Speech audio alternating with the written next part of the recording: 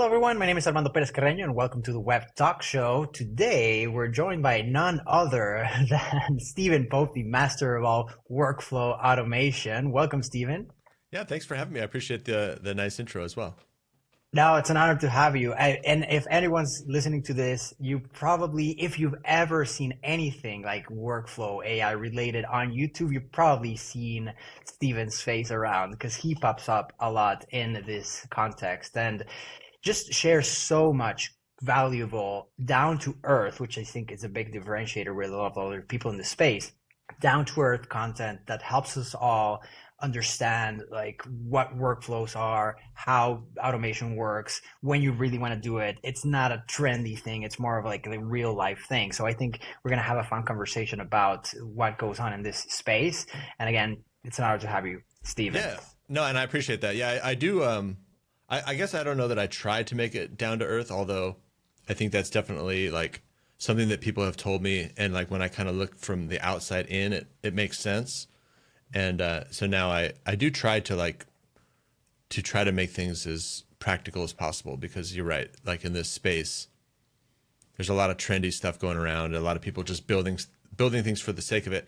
And what's also kind of weird too is that I do sometimes build things for the sake of it too, right? So it's not like there's never a place for that. But definitely like when people are posting all this stuff, like a lot of that context isn't there, and like you definitely need some real meat on the bone to make some of this stuff really work. Yeah. And also, I guess, put it in the terms of what someone actually needs. And I've seen you do that a lot where it's like, yes, this is this automation, but let's think about what the pain behind this person's business is and see how we can make something that actually helps them instead of a flashy 1100 node and a 10 automation. Right. Yeah, and there's usually like in what I have found a lot of the time and with technology my whole life is that oftentimes the thing that was the most valuable to a customer was the most simple thing. It was the most intuitive thing. It was just somebody saw something that the business was struggling with, and the solution wasn't even actually that complicated.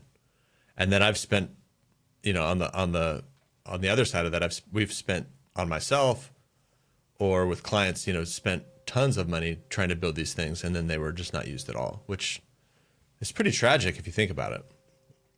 Yeah. And I think what I've seen recently with all the AI stuff coming along is that we can get a faster life cycle check, right, than before, where it might take a long time for a whole big development and spend a lot of time and then have it not be used. And that's really tragic because it was just thousands and thousands of dollars and man hours spent. Months, yeah. And months. And now I feel we can iterate much faster and be like, hit the problem. I really like the post you did recently where you're like, don't focus on the simple things. Like, don't build the whole thing and then get to the part that might be broken. Focus on the thing that's broken first. Right, like the deal breakers. Yeah, the deal breakers. If that works, build everything else. Yeah. Because, yeah, I think now you can sort of iterate fast, get to that, and then see if it's going to be a make or break kind of thing, right? Yeah, it takes some leadership to do that. And especially just because like a lot of times, I don't know, I guess there's different types of businesses. There's businesses that are just interested in this stuff. So those are kind of like the early adopters. They're just, they see everything that's going on. They don't necessarily want to build it themselves, but they would love to work with somebody that could help them brainstorm and build stuff. Yeah. And that's kind of like an experimentation kind of mentality. And then there's like things that are actually the business is struggling with.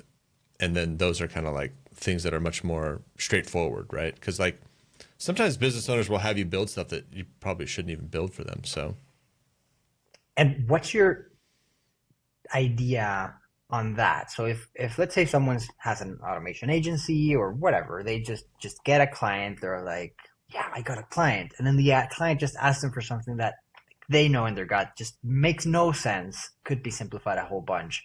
What would you say in that sense to someone who's sort of starting out? I mean, that's all just kind of comes down to having the wherewithal or the awareness to just kind of be the person that's able to say, hey, let's take a step back for a second and just let's just analyze, what is the reason why we're doing this? Like, is it just to experiment? Like if that's your goal, like you want to be able to experiment and iterate and work with me on those kind of things, and maybe we build some stuff that we don't use just so that you understand better, and then we can kind of work to develop something. That's much more defined, and at least people know what's happening. And that works for businesses that are fairly large, that have a lot of money to burn on that kind of stuff, and the person's savvy enough. But if it's not the case, if it's like a client that maybe isn't that much bigger, and maybe this is their entire budget, maybe for like 6 months, then you have to be the professional in the room that's able to say, hey, wait, let's just hold on a second. Like, before we build this, let's take a look at, all the things you've got going on, and which ones are the biggest pain in your business right now, and like maybe we solve that first, and like get a very immediate return on the money, because like automations, it's like it all comes down to saving money or scaling, being able to scale with the same resources, right? I mean, there's nothing more to it than that.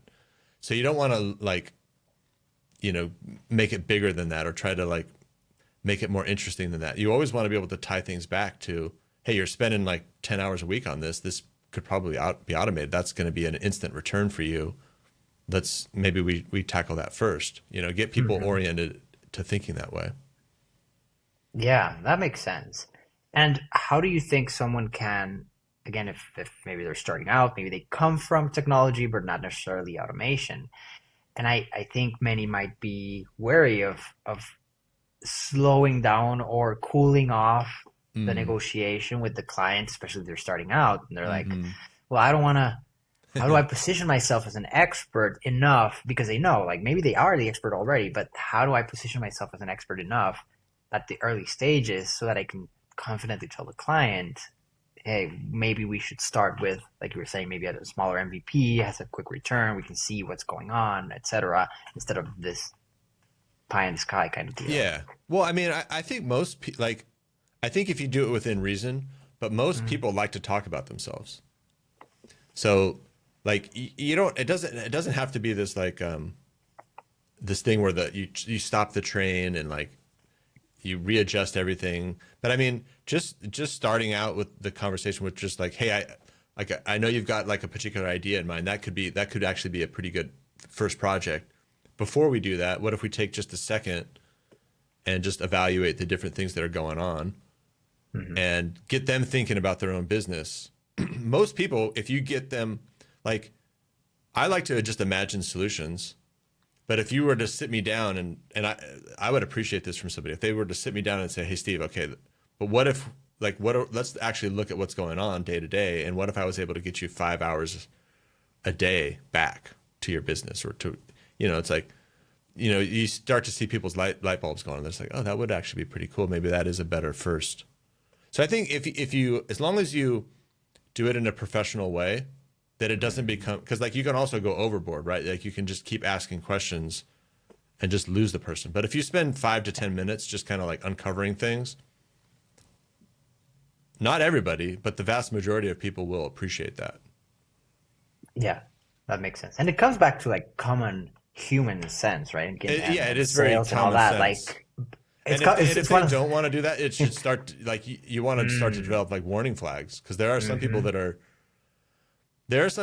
are just so interested in this stuff, they just want to use you as like a, like you're the puppet, and they're just controlling you and telling you to build this, and this, and those people tend to not even want to pay very much, So like, like the serious business owners, they want to solve real problems and they're willing to pay for them. yes.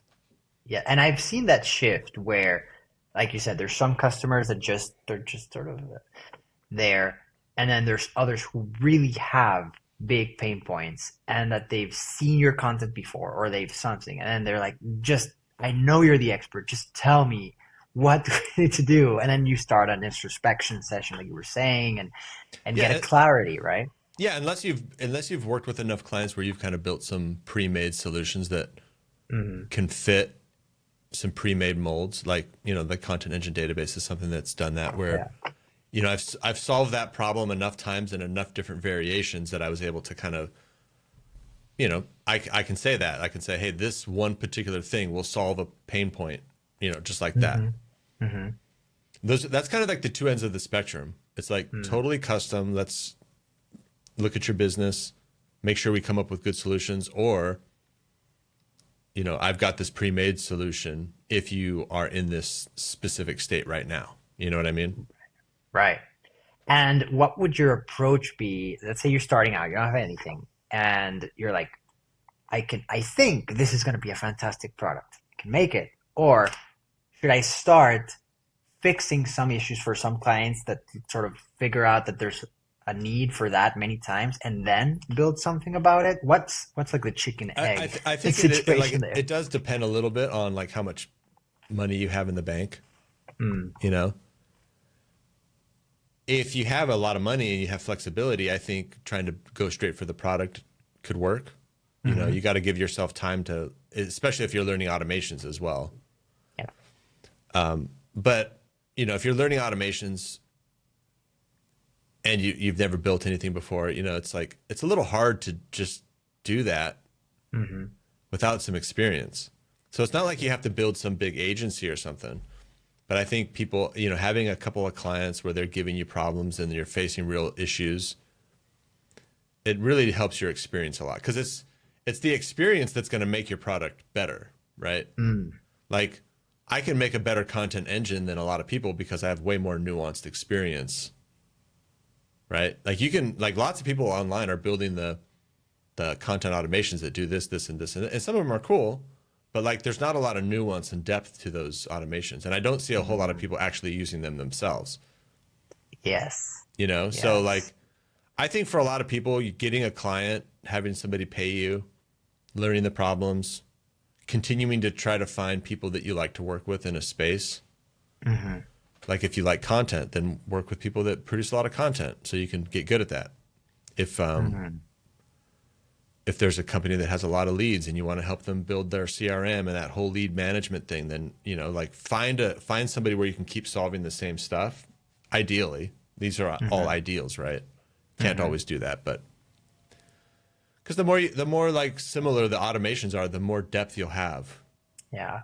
There's a lot to learn, you know, like, I can, like, I've been in technology a long time, but I can build better stuff in content because I don't do a lot of lead generation stuff, like, where Mm. I'm, you know, messaging people on LinkedIn and stuff. Like, could I sit down and learn it? Yes. But are there people that could build better systems than me? Probably. Yeah. Because they've built 30 different LinkedIn scrapers. You know what I mean?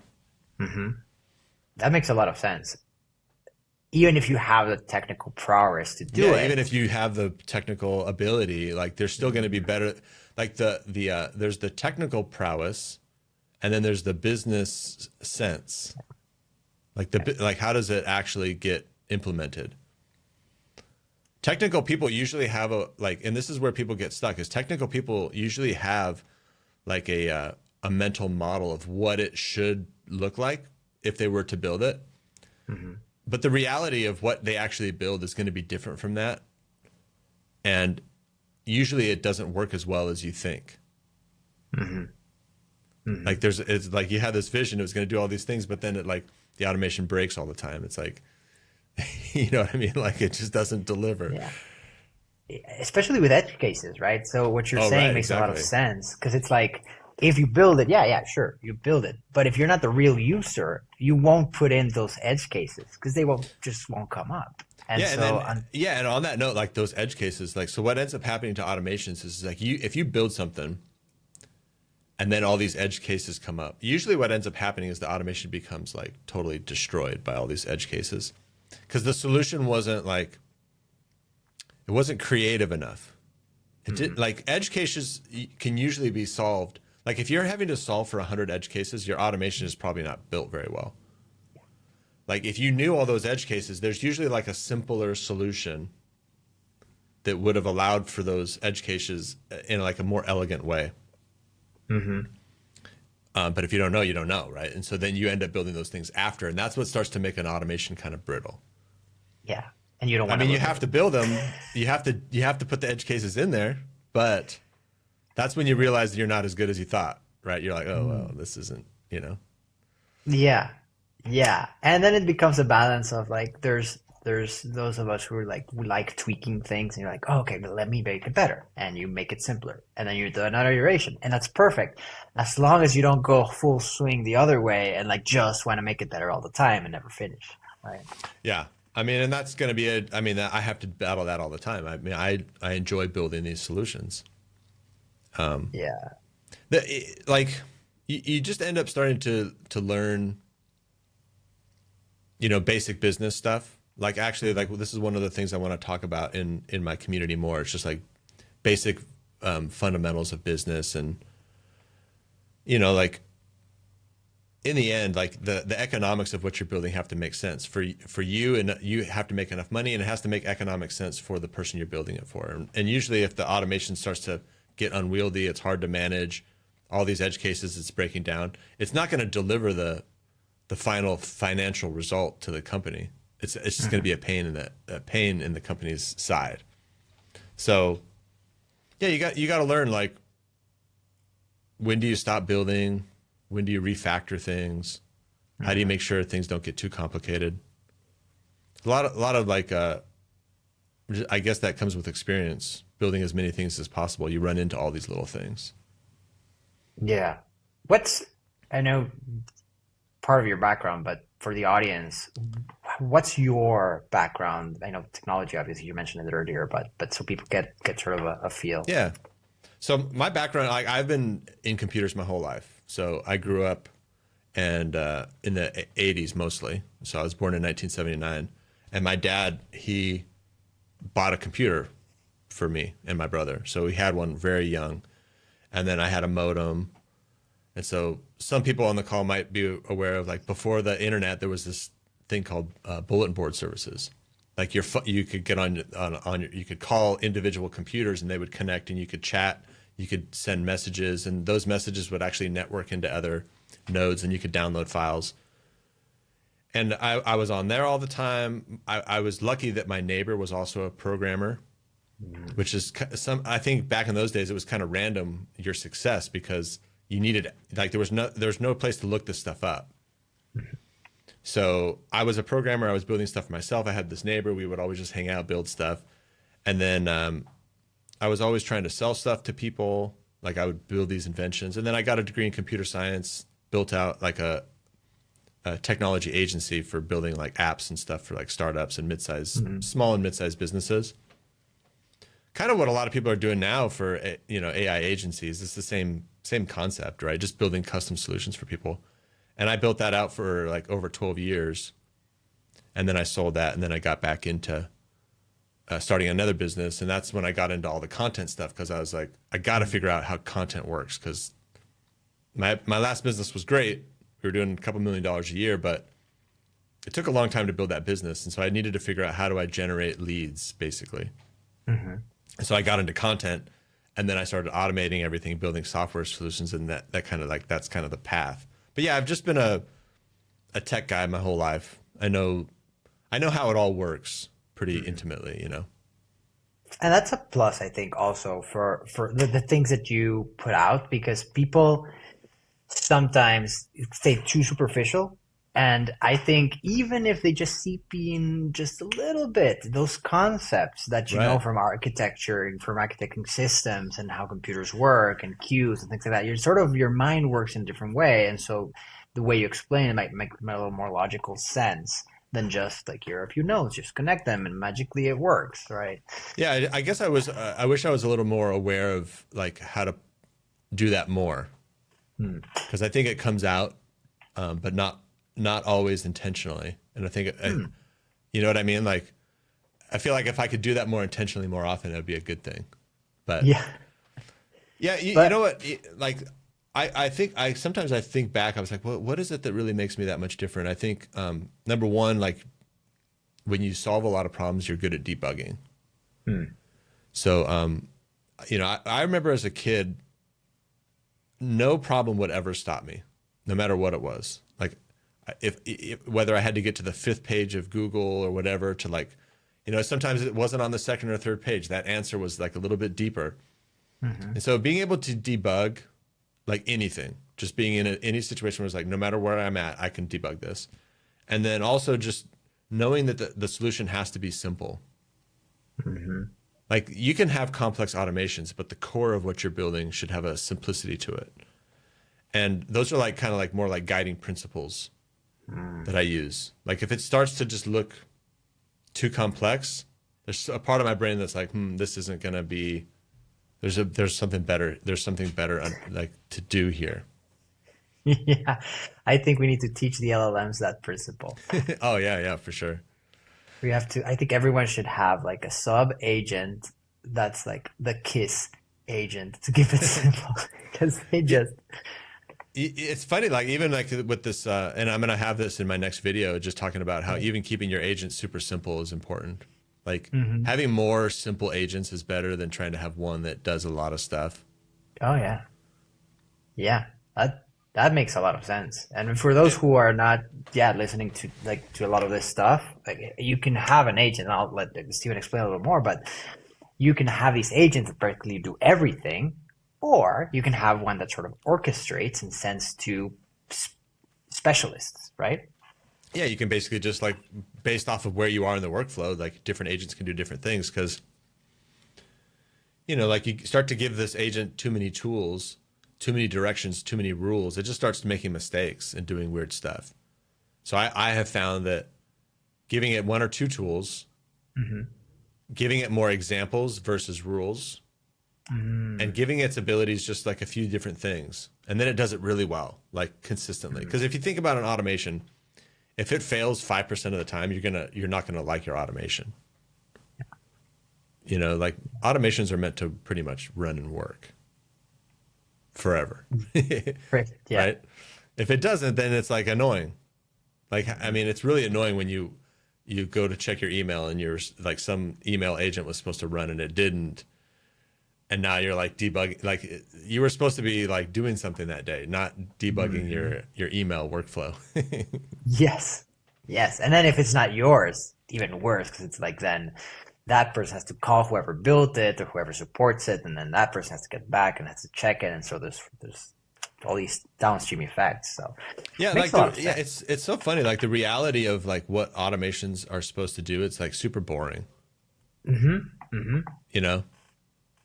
Yeah. And it's just like the space has been ignited by just like all the opportunity, and so that makes like it makes people glorify these automations. But in all reality, it's like they should be dead boring and simple and just work.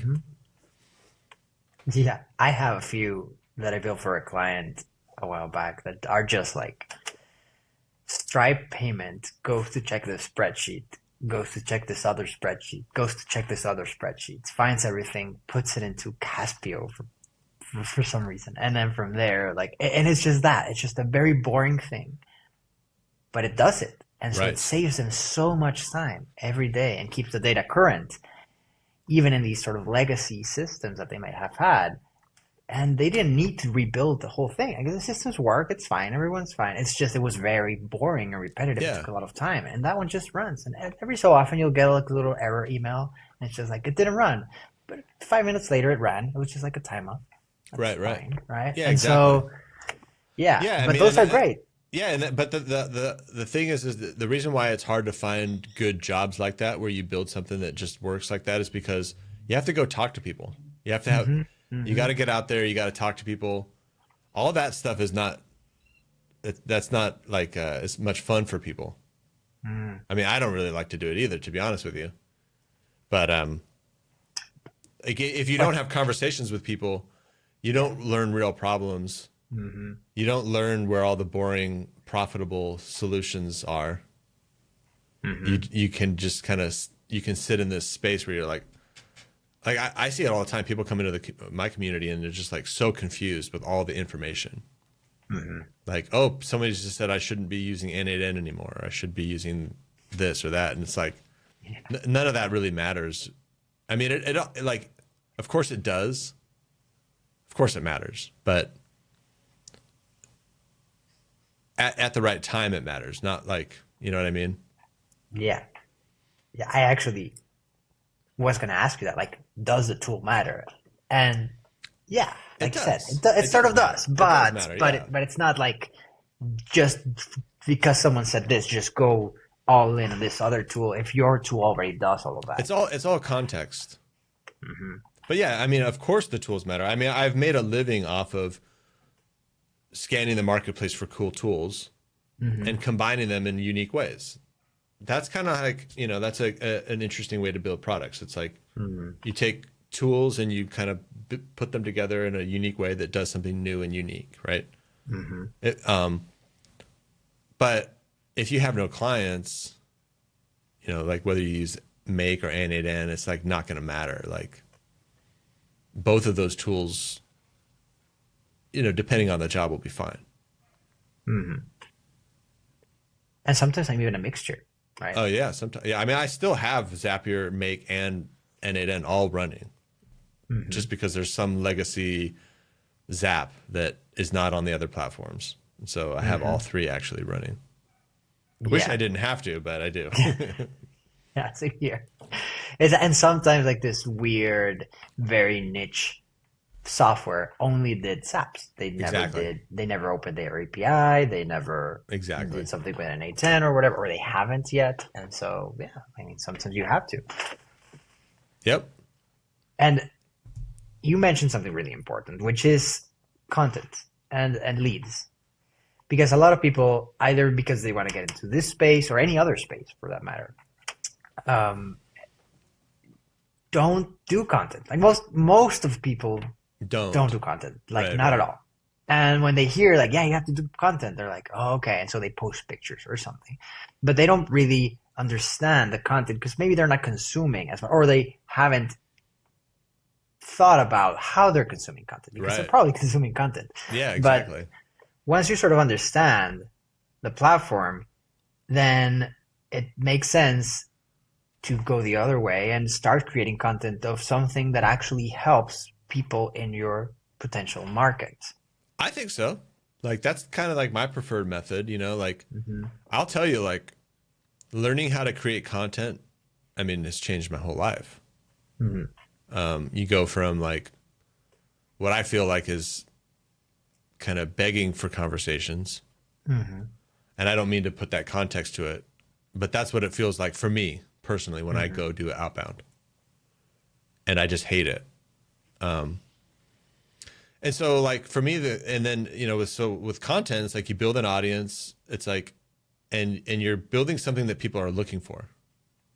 So like nobody goes to their inbox, their email box to get a cold email. Like I'm not saying that people don't click on them and buy from it, but I think it's definitely usually looking for like, it's kind of like preying on people being in this exact moment. And you're getting good at like avoiding spam filters and not pissing people off. And like, you know what I mean? And as opposed to getting good at communicating and publishing stuff that people are already looking for.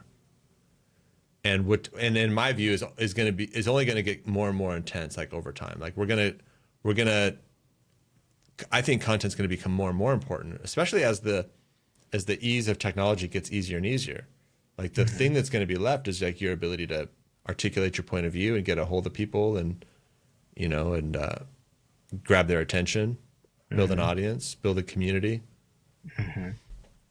That makes a lot of sense.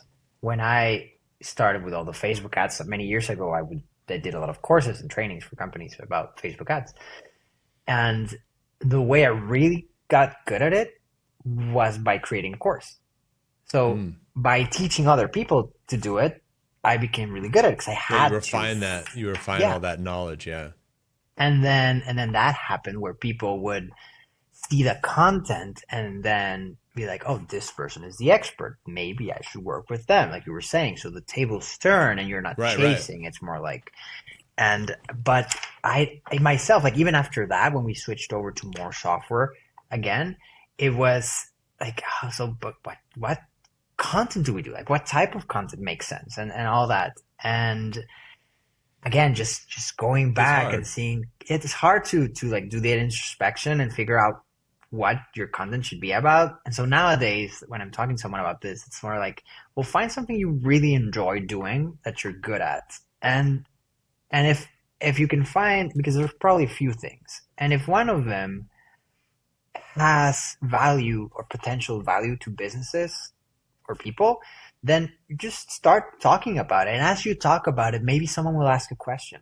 And then that question will lead you down a hole of Yeah. like, yeah, oh, okay, this and this and this. And then you start branching out and seeing, oh, now I can create content about this. And questions are a great way to sort of get started. Yeah, But exactly. nowadays, yeah, it's I mean, like, that's kind of like, I mean, there's kind of two ways to get started. There's where obviously you could go higher. Like if there's somebody truly gifted at like setting all this up for you, and there mhm, probably are some legitimate people, but you better be careful because there's a lot of people that will help you set it up, but they have no business mhm, doing that. They have no experience of mhm, being successful with that. Obviously, if you can pay for quality work, that will accelerate your ability to get started. However, that's probably pretty expensive, and like like in order to reap the benefits of that, you're going to have to be willing to produce at a good steady clip and like move quickly. mhm, Otherwise, you kind of have to go the other approach where you just kind of start to figure it out. You produce some stuff. mhm, Like I think the thing that that holds people up is obviously the typical stuff, right? Like you don't like the way you look, you don't like the way mhm, you sound, the kind of the more insecurity things. You don't know how to write a script. You don't know how to do those kind of like more. I would just say fundamental things. It's pretty mhm, easy to get coaching on that stuff, one way or the other. mhm, So if that is you, just identify that and fix it. And then beyond that, I think that where people get hung up next is just like you got to create good stuff. mhm, Like usually, like you got to synthesize something. mhm, So like you have to take something that's really like that. You have to learn something and synthesize it and deliver it so that somebody else doesn't have to synthesize it, right? mhm. Yes, And yes. and that what's interesting is that like it's hard to just like do that from the past. Sometimes I feel like you have to be kind of like inventing new stuff, inventing new theories, and like refining your thought process, and then Mhm, kind of just documenting that. And I think it just ends up taking people way more time than they thought. Like everyone's trying to fit it into an hour, mhm, right? So it's like, oh, I'm going to start YouTube and I'm going to slot it in on Monday at 3, and then 3 hits, and then it's like they're usually like just blown away, like, oh, I don't even have a script, and they spend the whole time just like on the first paragraph of the script, and that was the whole block they had for the whole week to create content. It's mhm, completely blown out of the water. So you know, I recommend that like now I just tell people, hey, you need to like take as many days as it takes to get that first video done so that you can see how the process went for you. Because I used to like when people would, and I'll stop after this, but I used to help people get on camera and I would help them like set up their schedule and all this stuff, and it was all uh-huh, imaginary. Like you're gonna pick your ideas on Tuesday and on Wednesday you're gonna record, yeah. and very few people would do that. They all wanted the slot and the process, and like they wanted it all arranged for them, but like once you did that it wouldn't work. So it's just like, hey, I'm Mhm, not going to build all this infrastructure, just go make one video manually and see if you can do it, and how long did it take you, and then mhm. at least you have a framework to improve from. Yeah, for sure. And also the type of content. Like we don't all generate the same type of content, right? I'm not particularly good at creating shorts, but I could do long form content. I mean, I'm comfortable with it, whether it's good or not. It's just I'm comfortable doing it, or I could do a live stream. And so I really like your approach with the content engine and all that of like splitting things up into like you have something long, maybe you have a podcast, maybe you have a long video, and then you cut it up in many little pieces, you get the best parts, and then that's what you publish, right? And you can repurpose it and put it in all sorts of platforms. So I think that concept of automating that, maybe people don't know this is possible. And then those who do think you just have to use OpenScript, and that might be end up being expensive if you're doing a lot of content. And so that idea of just doing what you're comfortable with, whether it be long, short, live, and just trying it out. People don't care about the quality. nobody's going to watch your first videos anyway. I mean, you could have a sort of a viral hit. That's great. People won't care if it's good or not in quality, just as long as, I mean, if the sound is decent and the image, if it's Yeah, image if appropriate, it's like if it's good stuff, people will put up with quite a bit. yeah, If it's yeah, bad, then any little thing will get them to stop. yeah, Yeah, I mean, it is true. Like, there's like, it's kind of interesting because like, what I have learned is that there's definitely ways that work better, and there probably are things that you should do. Now that doesn't mean it's the only thing that you can do, but and it doesn't mean that you have to, because sometimes if you're just getting going, you know, like you just got, sometimes people just have to start on their own terms, and it's always possible that your unique twist on things, which is totally new and totally different, yeah, ends up being the viral, ends up making you that special person.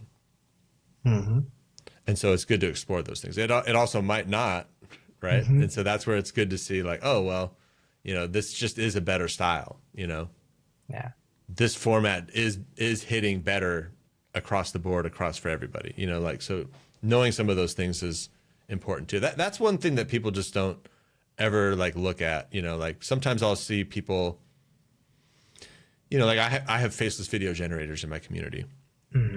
And for the life of me, I've not, and this is, I guess this is ultimately my fault, but there's a lot of people trying to use those that shouldn't. Like if you want to make faceless videos and that's your thing, then that's a great tool. But if you're trying to grow a personal brand,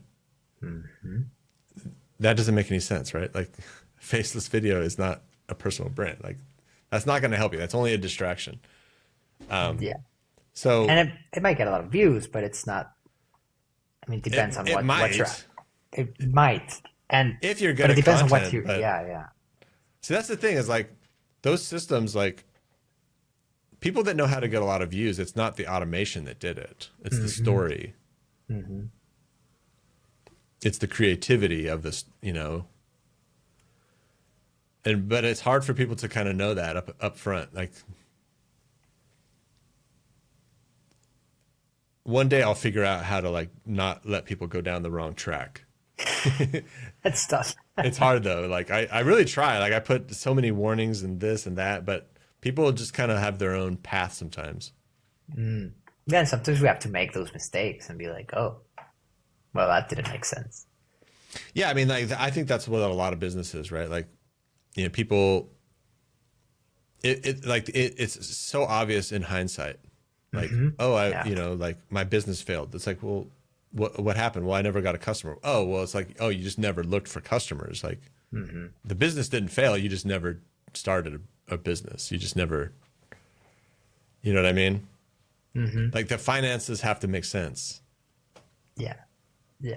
And a lot of like what Hormozy says, for example, or Gary Vee, they're like, just do a lot of content, do a lot of outreach, do like, because if, like you're saying, if you have a business, you don't really have a business until you have paying clients, right? And so if you're not getting, like your sole purpose, even before delivery, should be figure out how you're getting clients and do outreach the way you're going to do it, either cold, videos, content, whatever, and just focus 99% of your time on that.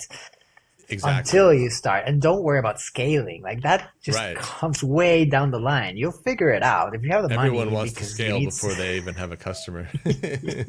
Yeah, it's like, will that scale? You're like, yeah. I mean, it's hard though because you know, like, yeah, like just creating a lot of content is definitely generic advice.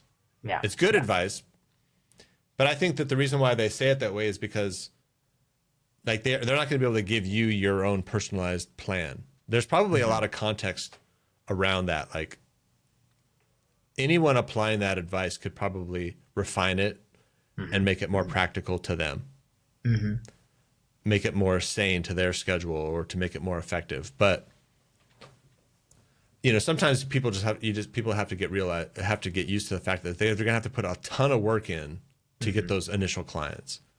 Yeah. It's probably 10 times more work than you're putting into it right now. Like, somebody wakes up and they look for 20 minutes. It's like, well, no, you got to look for like 4 hours a day. Yeah. And that's usually like a sticker shock. It's like, oh my gosh, like Who wants to do that? Nobody. No, but there's only like 3 people on the planet that really want to do that kind of work. Yeah. You know what I mean? Those are like natural born salesmen. They do that for whatever reason, that they like to do that.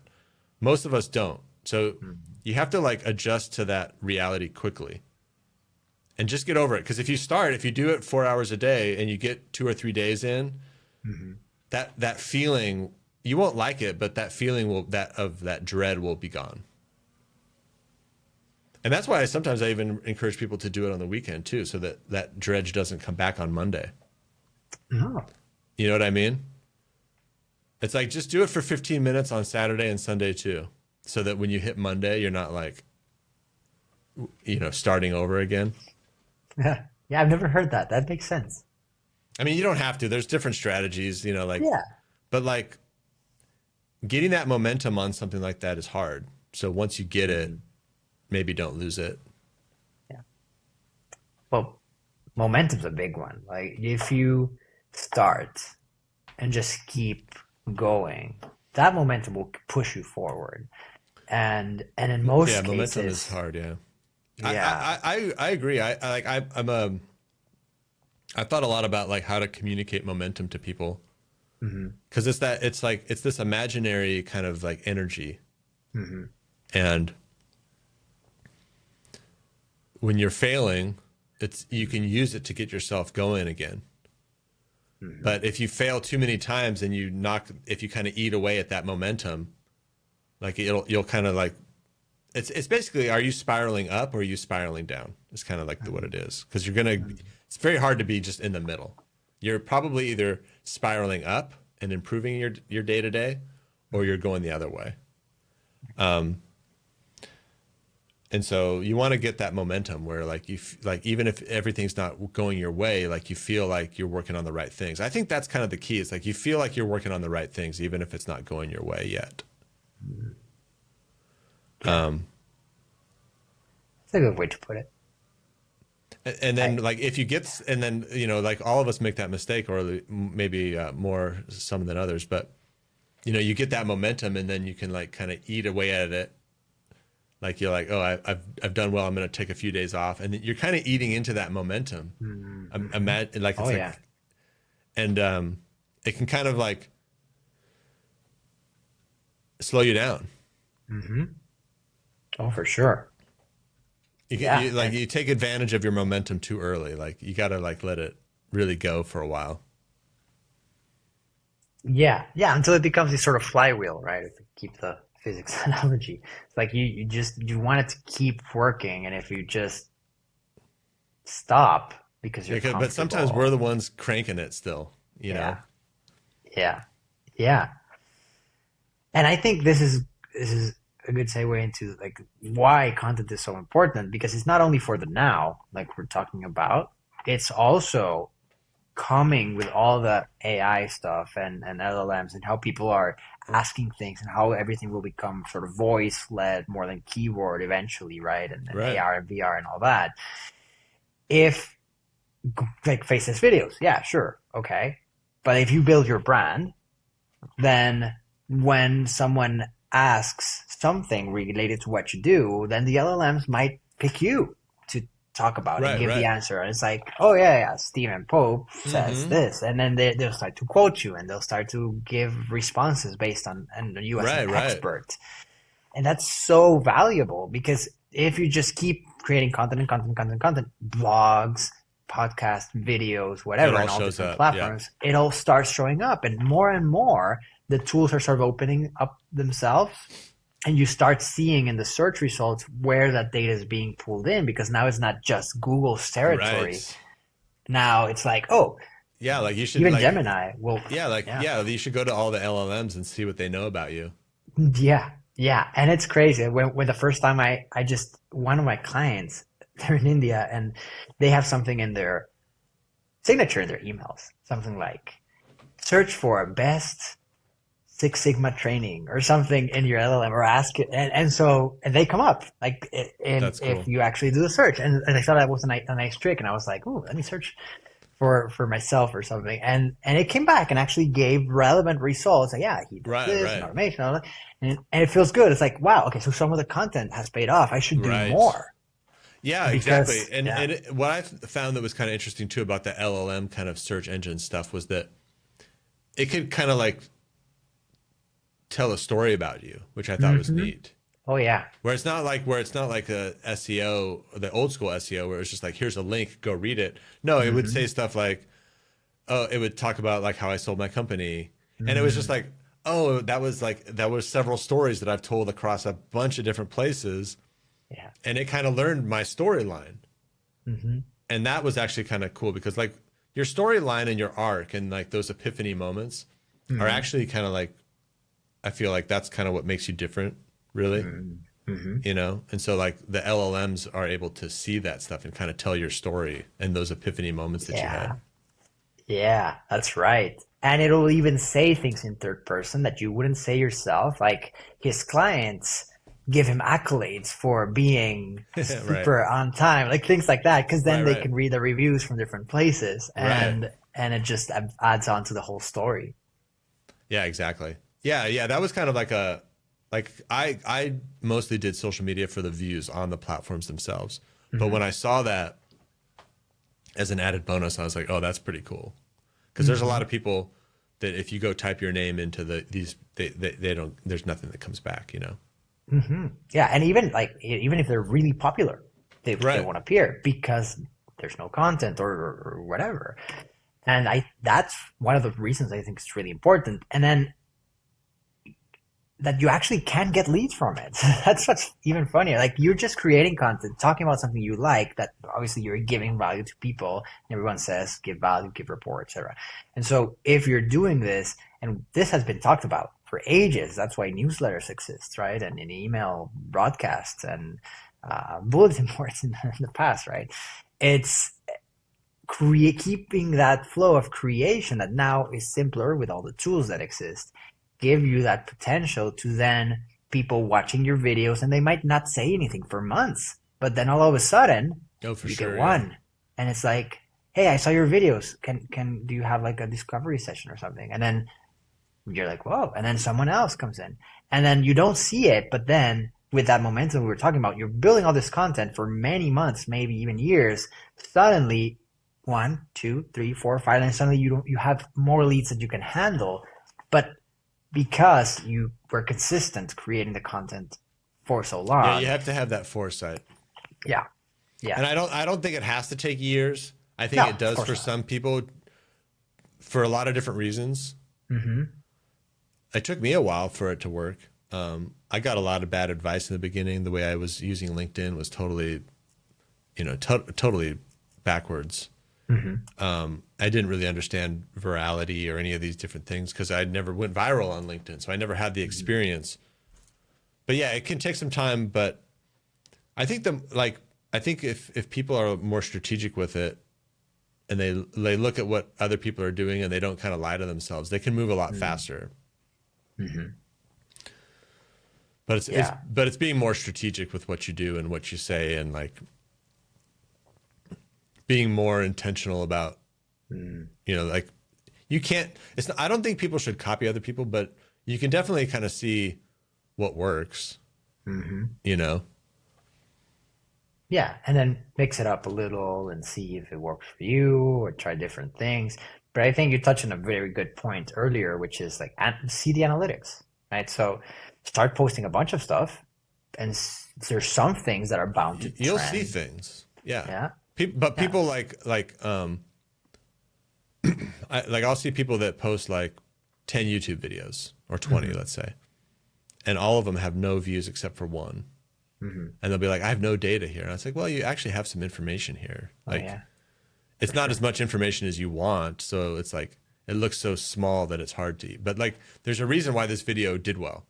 Hmm. It was the title, it was the thumbnail, it was the content, Hmm. something here. So you have more data than you think. You just have to Oh like, yeah. the other thing with analytics though is that I've noticed this is that people don't want to really review the analytics. They want the analytics, but then like It's like sometimes you just got to look at it like with your own mind. Mhm. It's like it doesn't help just to have it in a spreadsheet. Like you want to look at it and just really get into the weeds with it. Like a lot of times we can find better insights in when I go to TikTok if I just look at all my videos Mhm. and just look at them, Mhm. not like not through like a spreadsheet. Yeah. Yeah. Just like, That okay, makes well this sense. one did 500,000 views. Why is that? Can we just post that one again? Mhm. Simple things like that. Yeah. Whereas like people get lost in all the analytics and like never make any real decisions. Right, because it could have been the thumbnail, like you said. Like if you just look at the screen and be like, oh, these all tanked and they have the same sort of thing. This one has something different. Let me try that, just that, and you see it visually in two Yeah, yeah, seconds. Yeah, that's cool, and it's all just again coming back to common sense, but that type of common sense that we sort of forget for yeah. some reason. Well, yeah, I mean, like me and my whole team forget sometimes. Yeah, Just like, no, yeah, let's just open up TikTok and just look at it. And we look at it and we have like yeah. 10 good ideas right away. Nice, nice. And not to discourage people, like when we see these accounts that are huge, right? And they're like, oh, 500,000 views, 1 million views, 2 million views. Yeah, okay, that's great. But if you have 200 views on your videos consistently, and they're all people in your local area, in your market, like moms, for example, in your area, and you do something for moms, that's perfect. Like keep going and it'll get more, right? Well, yeah, I mean, Because you 200 don't need views a on million. I mean, 200 views on YouTube is pretty good if you're starting out. Yeah, yeah, yeah. And so like don't get discouraged on numbers. It's more of a okay, are you seeing consistency? Are some growing more than others and see which ones and why? Yeah, and if it was easy, then like obviously there would be no Yeah, benefit to it. You know what I mean? of Like it's course. gonna be like I like to Yeah, tell people like it's gonna be hard as hell, man. yeah. Like it's probably gonna be one of the hardest things you ever do, Mm, and that should make it seem more realistic. yeah. Like I want people to be like I don't want to like scare people into like how hard things are gonna be, but like knowing that makes it realistic. Hmm. Of course, it's not gonna just be like I mean like there's moments right like if you got onto TikTok right at the right moment Yeah. there's that kind of luck. But even those people, like, they were making 1 million videos a day and, like, they were, whatever they were doing, dancing or whatever, like, they did the work. They took Hmm. advantage of it and they rode a wave. So they worked hard nonetheless. Yeah. That's good advice. All right, Stephen. Well, this has been a lot of fun. I Yeah, know it's we awesome, have man. a short stop coming up, but I do want people to be able to find you because you do provide such good content, and then your community also is one I of the best appreciate that. communities in school that I've seen because of how your team manages everything and how you work with everyone there. I think it feels like a real community, and it's not Cool. just like you're there for the content, you're there to pay, just keep paying. No, it's like I want to stay just because it's I get back from it, and I know That's I can cool. also always get like a question answered. So I don't know. I think it's a good like framework model if anyone's building a community the way you guys are I handling that. appreciate that. Yeah, So I we're always gonna, appreciate those yeah, comments because sometimes I'm pretty hard on myself on the way no, on no, some of this stuff. So it's like I know, when yeah, I get a good comment, I'm like, oh yeah, that's good. That's good to know. So I appreciate that. yeah. I'm in a few, and like this one, really, it's just well done, I guess. It just feels like that. Yeah, it's been. It feels natural, Oh, that's cool. if that makes sense. It's probably because like it's hard for me to be unnatural, and when I Mm, when I am unnatural, like usually like I can't sustain it very long. mm, I've definitely learned a lot. Like it is one of those spaces where it's very trendy, hmm. and so I've had to kind of balance like just pumping stuff out to be trendy and then also being meaningful. Because Hmm. sometimes meaningful doesn't work Yeah. online. So like that's been a challenge, but overall, like super glad that you've enjoyed the community and it's been great having you there and appreciate you having me on your show too. No, it's my pleasure. And where can people find you, Steven? Yeah, so if you go to school.com, you go to school.com and that's with a K, uh, and then slash no dash code dash architects. And that's the community. Perfect. I Perfect. I'll got put some that in cool the show stuff notes as coming. well. Oh yeah. I saw some of the teasers. Like, exciting.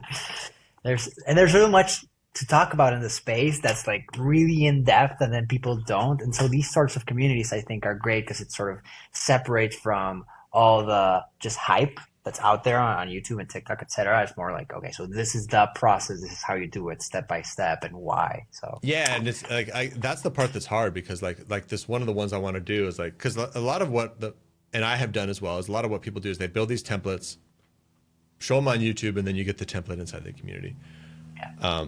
And I've done a lot of that too. But at the same time, I don't think I've kind of learned that a lot of people come just for the template. Some of them can't use it because they're not good enough at automations, so they get disappointed. And then there's other people that they don't really learn a lot by using the automations.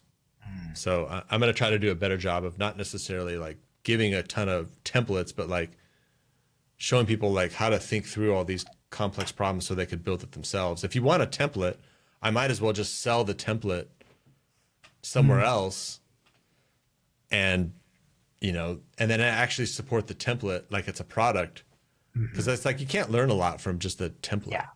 You don't. No, you don't. You don't. I've seen that. Like watching videos where like I don't have a template, I have to watch it. It's just then now I know a lot more stuff. Right. Cool. Well, thanks a lot. Right on, man. Thanks again.